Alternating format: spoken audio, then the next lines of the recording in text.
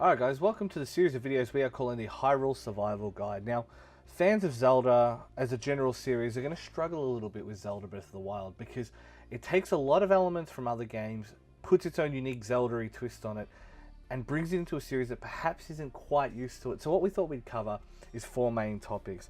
Cooking and the effects that cooking have on you, managing your weapons, managing your hearts and stamina, and what to do with Korok seeds, and also traversing the world and dealing with the different elements. So the big things to take away from this are that cooking will offer you buffs, so whether that's stealth or whether that's attack power, or even if it's actually like temporary hearts that you can use in a particular battle, say 5, 10s, whatever, how many hearts that you don't get back if you lose. So it is really important to know what's worth cooking, what food is worth finding, and on top of that also what you can mix together to really benefit from your particular food. So just remember that at the start it's not all about replenishing your hearts. 3 or 4 hearts of replenishment is going to be enough, but it's about stacking those buffs and really utilizing those buffs to the best of your ability.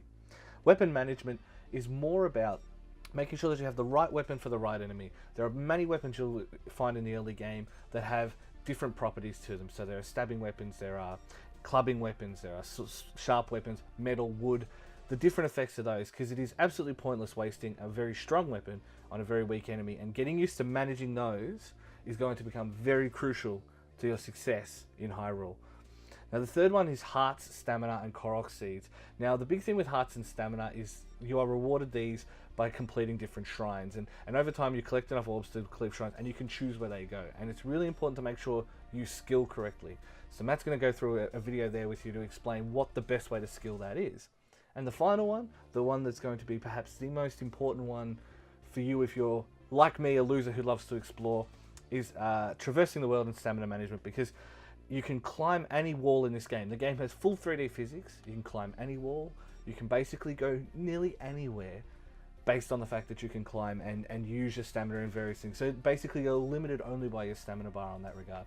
So we're going to give you some great tips on how to get through that and what the best way to go about it is. So if you're interested in learning more about that kind of stuff, watch the rest of the series on our YouTube page, youtube.com/NewGamePlusTV, or if you're watching this you might already be there, or check us out on newgameplus.tv, like and subscribe, keep up to date with it, and hopefully you enjoy our Hyrule Survival Guide, and don't feel bad about dying. It happens to everyone.